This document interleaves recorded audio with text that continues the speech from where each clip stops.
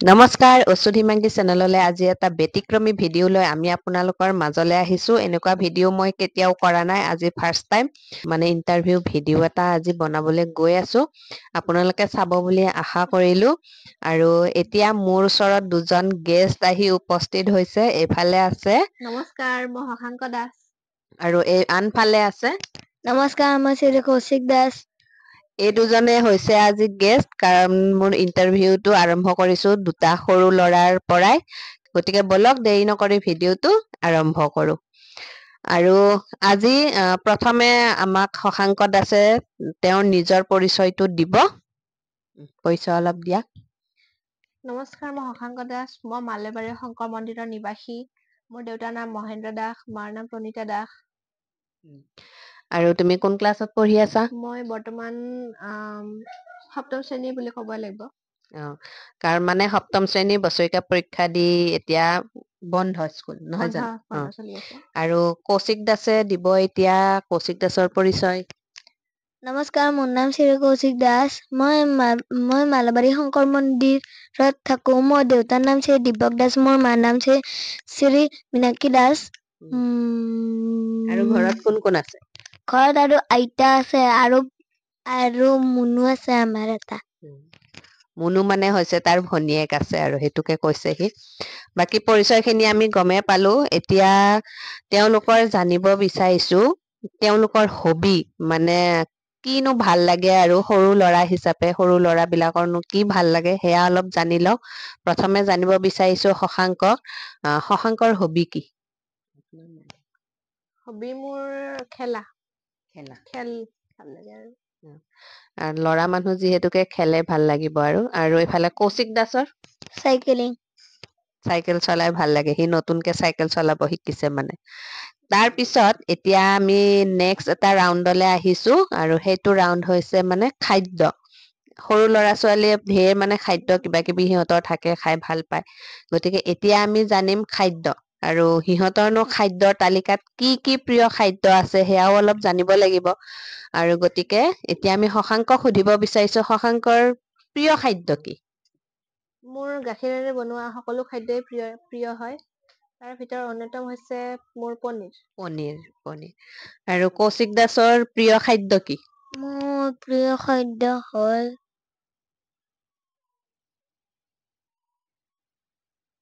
নাজানো কোৱা কিবা এটাতো খাই তুমি ভাল পোৱা যি এনেকুৱা বস্তু কি আছে তোমাৰ যিটো নহলে মানে তোমাৰ মনটো খুব দুখ লাগে আৰু থাকিলে খুব ফূৰ্তি লাগে আৰু মানে সি আম খাই ভাল পায় সি খাদ্যৰ ভিতৰৰ তালিকাত সি আম ৰাখিছে এনে তুমি মাংস চাংস খাই ভাল পোৱা নে নাই ভাল পোৱা সি মাংস খাই ভাল পাওঁ বুলিয়ে কৈছে তাৰ পিছত এতিয়া খাদ্যৰ ভিতৰত অকল মাছ মাংস পনীৰ খালেইতো নহব আমি ফল মূলো খাব লাগিব গতিকে এতিয়া জানিম সিহঁতৰ মানে ফল মূল কি ভাল লাগে শশাংকৰ ফল মূল কি ভাল লাগে ফলৰ ভিতৰত মোৰ কল ভাল লাগে কল ভাল লাগে আৰু কৌশিকৰ ফলৰ ভিতৰত কি ভাল লাগে মোৰ আম আপেল আৰু বহুতো ফল ভাল লাগে সি মানে আম কল আৰু চব ফলে ভাল পায় আৰু সি তাৰ কোনো অপচন নাই আৰু এনেকুৱা তাৰ পিছত এতিয়া আমাৰ খাদ্য হৈ গল হয়নে নে আৰু কিবা খাদ্য আছে নেকি এনেকুৱা যিটো নহলে মানে তোমালোকৰ আজি অমুকটো খাদ্য নাই ঘৰত কি আছে এনেকুৱাতো একো নাই আমাৰ ভাত খাব বহি কেতিয়াবা এনেকুৱা লাগে নেকি আজি ভাতৰ পাতত বহিছো যিটো মানে মনেৰে ভাবি আছো এইটো দেখোন নাই আজি ভাত খাব মনে যোৱা নাই এনেকুৱা কেতিয়াবা ফিল হয় নেকি কেতিয়াবা যাই বহুত দিনৰ মূৰত যেতিয়া মাংস নাখাও তেতিয়া তেতিয়া আৰু তোমাৰ কোনটো খাদ্য মানে দেখিলে আজি ঠিকছে ভাত খাম খাম লাগে পনীৰ থাকিলে তাৰ ঠিকছে ভাত খাওঁ খাওঁ লাগে তাৰ পিছত এতিয়া আহিছো আমি আমাৰ লক্ষ্য হয়নে জীৱনৰ লক্ষ্য সকলোৰে জীৱনত এটা লক্ষ্য থাকে উদ্দেশ্য থাকে আমাৰ প্ৰত্যেকজন মানুহৰে আৰু যিহেতু এওঁলোক সৰু গতিকে তথাপিও জানিব বিচাৰিছো কিনো আছে লক্ষ্য শশাংকৰ কি আছে জীৱনত লক্ষ্য মোৰ এজন প্ৰশাসনিক বিষয়া হবলৈ মন আছে প্ৰশাসনিক বিষয়া আৰু তোমাৰ মোৰ এজন বহুত ডাঙৰ বিজ্ঞানী হ'ব মন আছে। গতিকে আমি দুইজনৰে মানে যিটো ভৱিষ্যত পৰিকল্পনা, সেই পৰিকল্পনা যাতে সফল হয়, ভালদৰে পঢ়া শুনা কৰক দুইজনে, আৰু ভাল দিশত দুইটা আগুৱাই যাওক, বিচৰা ধৰণে তেওঁলোকে সেয়া ফলপ্ৰসূ হওক, তাৰে কামনা কৰিছো। ধন্যবাদ। তাৰ পিছত এতিয়া আহিছো আমি তেওঁলোকৰ প্ৰিয় ঠাই। তোমালোকৰ এনেকুৱা কিবা ঠাই আছে নেকি? আৰু আমিতো এনেও ভ্ৰমণ বুলি ক'লে আমাৰ সকলোৰে প্ৰিয়, নহয় জানো? ভ্ৰমণ আমি কৰিবই লাগে।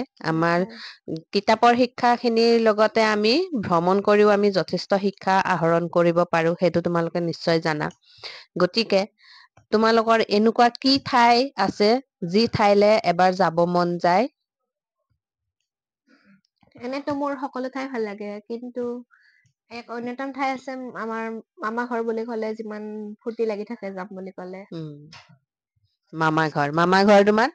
মোৰ মামা ঘৰ বঙাইগাঁও জিলাৰ। বঙাইগাঁৱত। ঠিক আছে, শশাংকৰ আমি গম পালো যে প্ৰিয় ঠাই সি মোমায়েকৰ ঘৰখন খুব ভাল পায়, মোমায়েকৰ ঠাইডোখৰ খুব ভাল পায়, সি বঙাইগাঁওলৈ যাব বিচাৰে। আৰু তেওঁ গৰম বন্ধত এইবাৰ নিশ্চয় মোমায়েকৰ ঘৰলে যাবই যাব দেই। আৰু এইবাৰ আমি জানিব ওলাইছো কৌশিকৰ প্ৰিয় ঠাই। মোৰ প্ৰিয় ঠাই মোৰ মামা ঘৰ আৰু ইণ্ডিয়া গেট। দেলহি ইণ্ডিয়া গেটত সি খুব মানে প্ৰিয় ঠাই বুলি কৈছে। আৰু তাৰো হৈছে যে চেম মোমায়েকৰ ঘৰখন। তোমাৰ মামাৰ ঘৰ ক'ত? শুৱালকুছিৰ কিছুমান দূৰতে মোৰ মামাৰ ঘৰ। শুৱালকুছিৰ পৰা কিছু দূৰত তাৰ মোমায়েকৰ ঘৰ বুলি সি কৈছে। আৰু এইখিনিতে আমাৰ এজন গেষ্ট উঠি গ'ল। তেওঁ বিশেষ কামৰ কাৰণে মানে আৰু শেষলৈকে ইন্টাৰভিউটোত থাকিব নোৱাৰিলে, আৰু সেইকাৰণে এতিয়া মই ভাবিছো আমি দুটাই এতিয়া আৰু অলপ কথা পাতো। আৰু এতিয়া সুধিব বিচাৰিছো শশাংক দাসক, শশাংক দাসে যেতিয়া স্কুল বন্ধ থাকে, সেই বন্ধ সময়খিনি দিনটো ঘৰত কেনেদৰে কটায়? বন্ধৰ সময়খিনি মই প্ৰথমতে মোৰ যিখিনি বাহিৰা জ্ঞান ল'বলগীয়া আছে, বাহিৰা কিতাপ পঢ়ি, ইতিহাসৰ হওক, বুৰঞ্জীৰ হওক, সাধাৰণ জ্ঞানৰ হওক, তেনেকুৱা ধৰণৰ কিতাপ পঢ়ি মই দিনটো কটাও। কিছু সময় মই টিভি চাওঁ। আৰু এতিয়া আমি জানিব লগা এটা খুব প্ৰয়োজনীয় বিষয় এটা আছে, যিহেতুকে শশাংক বৰ্তমান স্কুলত পঢ়ি থকা এজন ছাত্ৰ। গতিকে সেই ছাত্ৰ হিচাপে তেওঁলোকৰ মাজত মানে চাবজেক্টৰ বাছনি এটা থাকে, যি মই ইটো চাবজেক্ট বেছি ভাল পাওঁ, ইটো অলপ কমকে ভাল পাওঁ, তেনেকুৱা এটা থাকে নিশ্চয়, হয় নে নহয়? তোমাৰো নিশ্চয় আছে তেনেকুৱা এটা। আৰু গতিকে এতিয়া আমি জানিম যে শশাংকৰ প্ৰিয় চাবজেক্ট কি? মোৰ অতিকৈ প্ৰিয় চাবজেক্ট হৈছে হিন্দী বিষয়। আৰু তাৰে উপৰিও মোৰ বিজ্ঞান বিষয়টো ভাল লাগে। বিজ্ঞান। এতিয়া আমি গম পালো যে শশাংক দাসৰ অতিকে প্ৰিয় চাবজেক্ট হৈছে হিন্দী আৰু বিজ্ঞান। আৰু হিন্দী হৈছে আমাৰ ৰাষ্ট্ৰীয় ভাষা। তেওঁ খুব ধুনীয়া চাবজেক্ট এটাই মানে প্ৰিয় হিচাপে বাছনি কৰি লৈছে। আৰু আজি আমি এইটো ইন্টাৰভিউৰ পৰা আমি শশাংক দাস আৰু কৌশিক দাসৰ বিষয়ে বহুতো নজনা কথা জানিলো। তেওঁলোকৰ হবি কি, প্ৰিয় খেল কি, প্ৰিয় চাবজেক্ট কি, প্ৰিয় খাদ্য কি, কোন ঠাই তেওঁলোকৰ ভাল লাগে, সকলোখিনি গম পালো। আৰু জীৱনৰ লক্ষ্য গম পালো।